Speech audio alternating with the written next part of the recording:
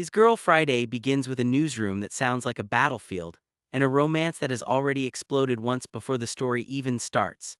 In the middle of all the shouting, scheming, and ringing telephones stands Hildy Johnson, one of the sharpest reporters in Chicago and the one person tough enough to walk away from the business, and the man who helped make her famous in it. She has come to tell her ex-husband and editor Walter Burns that she is quitting journalism for good. She is getting married again, and this time she wants a normal life. Walter has other ideas. What follows is one day of pure chaos in which journalism, love, politics, and manipulation all crash together so fast that nobody has time to think straight. The story opens in the press room at the criminal courts building in Chicago. Reporters crowd around desks, telephones, and typewriters, all of them waiting for the execution of Earl Williams, a nervous man convicted of killing a police officer. The hanging is scheduled for the next morning, and the case is already turning into a public circus. The mayor and sheriff want it carried out quickly because an election is coming and they want to look tough on crime. Everybody smells a headline. Into this noise walks Hildy Johnson.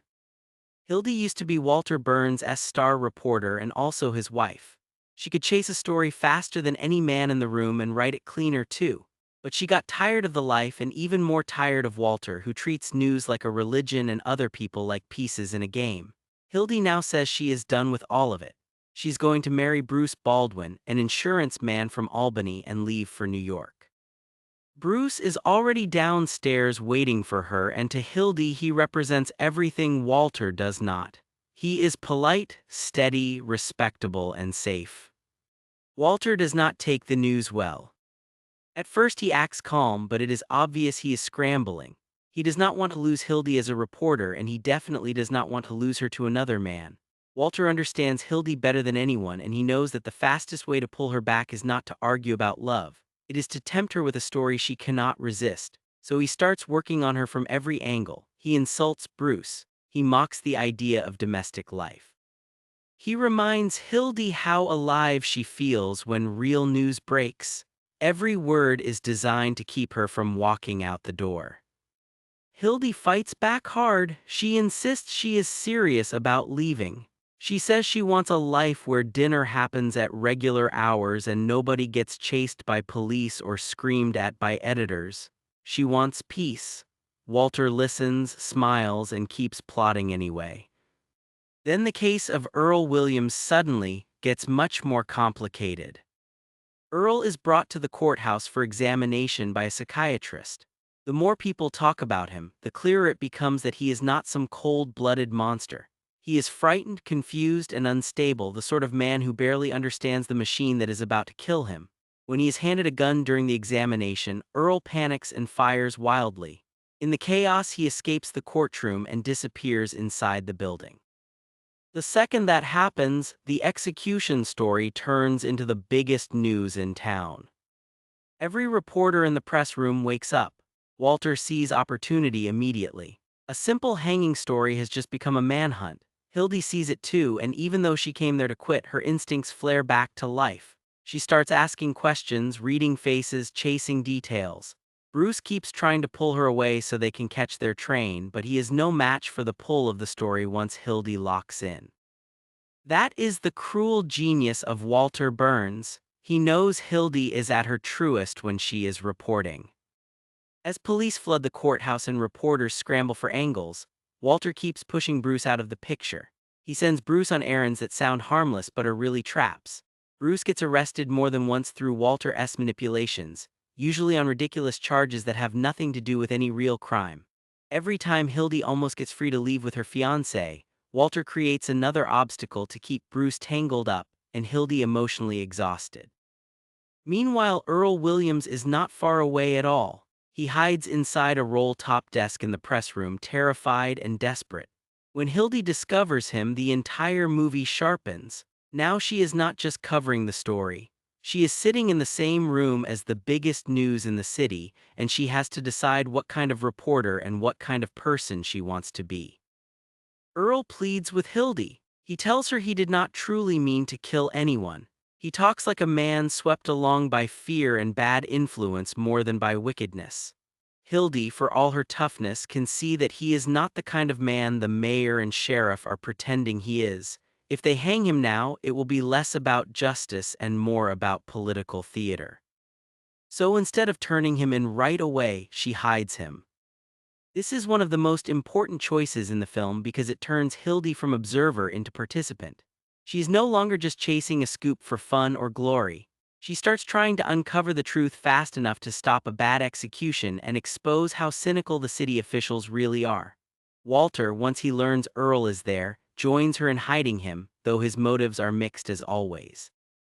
He wants the story of a lifetime, but he also sees a chance to beat the politicians and keep Hildy close. The newsroom becomes a pressure cooker. Reporters are running in and out, police search the building. Earl is hidden in the desk while Hildy writes furiously, building a story that could blow up the official version of the case. Walter hovers around her, helping, provoking, and admiring her. Their old chemistry is everywhere. They argue like enemies and move like partners. Even after divorce, they still function as a team with almost frightening efficiency. Bruce, on the other hand, keeps getting tossed around by forces he cannot understand. He is decent, but decency is useless in Walter Burns' world. Bruce gets tricked, arrested, delayed, and humiliated again and again. He wants trains, schedules, and a peaceful home. Hildy keeps ending up in locked rooms with fugitives and editors, writing headlines while chaos explodes around her. As the hunt continues, another truth emerges. Earl was pushed toward violence by radical rhetoric and by a political climate that wanted someone simple to blame. The sheriff and mayor are less interested in justice than in managing public image before the election. If Earl can be hanged quickly, they look strong. If anything complicates that plan, they look weak. Hildy begins gathering the facts that expose this ugliness, and Walter sees exactly how powerful her story can become. Still, danger keeps rising. Earl almost gets discovered several times, at one point another witness. Molly Malley becomes crucial to the truth. Molly is a woman close to Earl who knows how frightened and manipulated he has been. She is emotional and treated cruelly by the officials around her, especially because they see her as disposable. Through Molly, the story gains even more weight. This is no longer just about a fugitive hiding from the gallows. It is about a whole system willing to crush weak people for convenience. Hildy writes at full speed while Walter handles the outside pressure. He is shameless, brilliant, and manipulative, able to bully cops one second and charm a source the next. But beneath all that, there is something real in the way he watches Hildy work. He genuinely believes she is extraordinary, and the film makes clear that however selfish he is, he never stopped loving the ferocious reporter she is when she lets herself loose. At the same time, Hildy sees the trap. Walter is not only giving her the best story of her career, he is proving that the life she thinks she wants may not fit her at all. Every time she leans closer to the typewriter, every time she forgets Bruce for another 10 minutes, she is admitting that normal life may bore her to death. The search for Earl reaches a frenzy when he is finally discovered, then lost again, then cornered once more. The courthouse turns into a circus of shouting police, opportunistic officials, and desperate scrambling. Walter keeps spinning events toward one goal: get the truth into print before the politicians can bury it. Then the final political twist arrives. A messenger shows up with a reprieve for Earl Williams, proof that the governor was willing to stop the execution after all. The mayor and sheriff had hidden it because they wanted the hanging to go ahead before the election. That revelation confirms everything Hildy suspected. The men in charge were prepared to let a frightened, unstable man die for their own benefit. Once that truth breaks open, the whole official machine collapses into embarrassment. The mayor and sheriff are exposed as cowards and frauds. Earl becomes the evidence of a corrupt system. And Hildy has the story.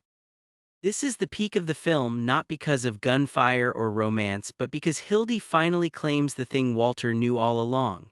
She is still the best reporter in the room. When the story matters most, when truth has to be pulled out of lies at high speed, she is unstoppable.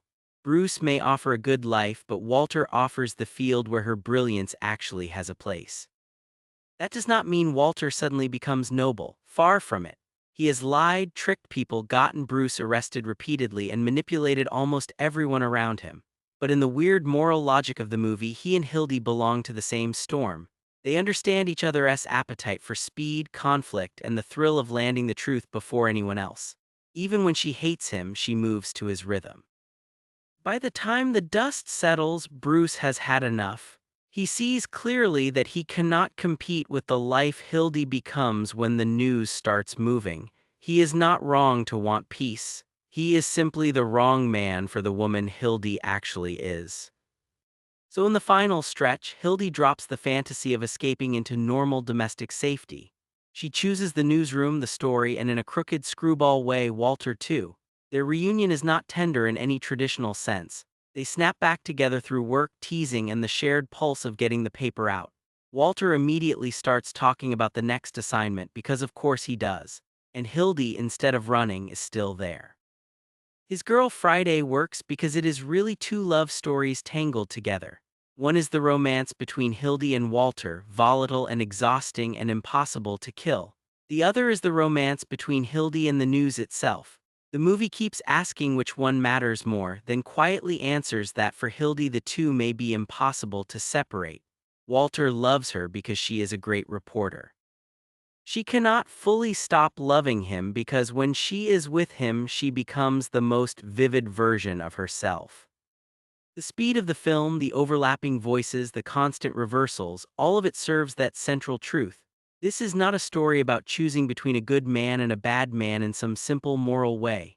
It is about choosing between a life that sounds sensible and a life that actually matches your nature. Hildy wants peace for about 5 minutes. Then the chase starts, the facts twist, the politicians lie, and she comes alive again.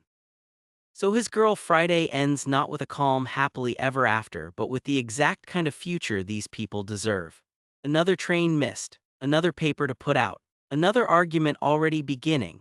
Hildy Johnson tries to leave the newsroom and discovers that the newsroom, and maybe Walter Burns too, are written too deeply into who she is. And once that truth breaks loose, there is no going back.